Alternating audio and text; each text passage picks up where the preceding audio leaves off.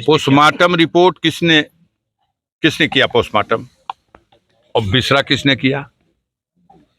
घटना की एफआईआर किसने लिखाई? घटना की जांच कौन कर रहा है? जब सरकार खुद ही इन्वॉल्व है तो सरकार की इन एजेंसियों को थर थर कांप रहा था। डॉक्टर जब मैं गया था मौत से 2 दिन पहले 26 तारीख को, वो अपना फोन नंबर मुझे नहीं दे सकता था।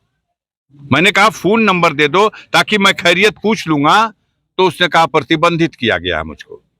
मेडिकल कॉलेज का प्रिंसिपल मैंने मिलने की कोशिश की, आधा पौन घंटा रुका रहा, नहीं मिलने दिया गया मुझसे। बिसरा रिपोर्ट की जो जांच सौंपी गई है, ये इसकी रिपोर्ट देखिए, किसी भी जांच और किसी भी रिपोर्ट, एक जांच अखबार में आपके और आपके चैनलों पे ही सुना कि सुपरिटेंडेंट साहब सबका बयान ले रहे हैं और डॉक्टर का भी बयान ले रहे हैं।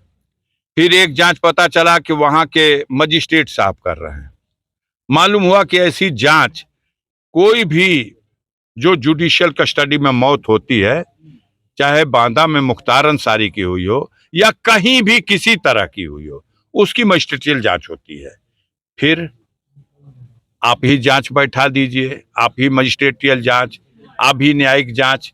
अगर कोई परिजन चाहे भी कि भाई इसका पोस्टमार्टम निष्पक्ष हो जाएगा, एम्स का डॉक्टर अगर इसका पोस्टमार्टम करेगा तो हमको भी संतोष हो जाएगा, क्या कारण है सरकार भाग गई? क्या कारण है उस मांग को अस्वीकार कर दिया गया? क्या ऐसी चीज थी जो नहीं हो सकती थी? इसलिए कि गुनाह से पर्दा हट जाएगा। मैं बताया पहले भी और आज भी बता रहा हूं। देखिए, बिसरा में नाखून की जांच नहीं हुई है, पहली बात सुन लीजिएगा। आप जाके पूछ लीजिएगा, जो बिसरा रिपोर्ट आई है उसमें नाखून आया था कि नहीं। और जहर की जांच के लिए नाखून और बाल की जांच से यह साबित हो जाता है कि ये व्यक्ति जहर से मरा है या कोई और कारण रहा है। ये जांच में जो जांच बिसरे वालों को चाहिए थी वो नमूना भेजा ही नहीं गया। बिसरा जांच करने के लिए जहां भेजा गया वहां पदासीन अधिकारी को हटा के दूसरा पदासीन अधिकारी बैठाया गया। अपने गुनाह पर पर्दा डालना है, लिपापोती करना है। कहां गए छाती फुलाने वाले जो कल कहते थे कि मिट्टी में मिला देंगे, अब मिट्टी भी नसीब नहीं होगी? कहां गए? कहे यही परीक्षा की घड़ी है, 24 तारीख को उनकी औकात की परीक्षा होगी। देखिएगा, गाजीपुर नहीं पूरे पूर्वांचल की जनता मर्माहत है। जो गरीब समाज के लोग किसी भुलावे में, किसी बहकावे में, किसी अपनी जाति बिरादरी के नेता के उकसावे में भारतीय जनता पार्टी की तरफ सोच भी रहे थे, अब वो पूरा का पूरा समाज थूक रहा है। सर, एक बात आ रही है कि जो बिसरा जांच आई है, क्या इस पे आपको जो है संदेह है? हाँ, 200% बिसरा की जांच नहीं, उत्तर प्रदेश सरकार, योगी की सरकार, मोदी की सरकार की किसी जांच पर, किसी भी एजेंसी पर मुझे कोई भरोसा नहीं है। मैं न्यायिक जांच की मांग करूंगा तो सुप्रीम कोर्ट में करूंगा। माननीय सर्वोच्च न्यायालय में मुख्तार के बेटे ने याचिका कर रखी है। माननीय उच्च न्यायालय इलाहाबाद ने मुख्तार की पत्नी की याचिका पर ऑलरेडी आदेश दे रखा है और डीजीपी उत्तर प्रदेश को उसकी रिस्पॉन्सिबिलिटी दी है कि मुख्तार के जीवन की रक्षा की जाए। मुख्तार के बेटे की याचिका पर सुप्रीम कोर्ट ने जवाब मांगा और उत्तर प्रदेश सरकार की तरफ से हलफनामा दाखिल करके उन्होंने जवाब दिया है कि उनके सुरक्षा का पुख्ता इंतजाम है।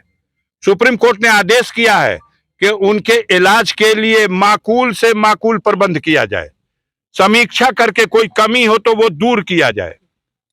और ये भी कहा है कि चुनाव बीत जाने के बाद मैं इस विषय पर सुनवाई करूंगा और इस बीच में कोई अनहोनी नहीं होनी चाहिए। उसके बाद भी यह अनहोनी हुई है। मुख्तार कल तक कहते थे कि मेरी हत्या करने की साजिश रच रहे हैं मनोज सिन्हा, एलजी साहब। हत्या की साजिश में कौन कौन है सारा नाम और लिख करके उन्होंने दिया है, न्यायालय में लिख के दिया है, अपने मुंह से बयान दिया है, मीडिया के सामने कहा है, आपको कहा है। उसके बावजूद अब तो वो मर गया, उसकी बात तो सच है। ये थोड़ी है कि मुख्तार जेल में है, किसी सहानुभूति को हासिल करने के लिए वो ऐसा कर रहे हैं। अब तो उनकी जान चली गई। अब जो लोग इसे अपनी उपलब्धि मान रहे थे, मैंने मिट्टी में मिला दिया और मैं मिट्टी नहीं देने दूंगा, अब उनको कहिए कि देखिए जनता जग चुकी है, अब आप अपनी सरकार बचाइए।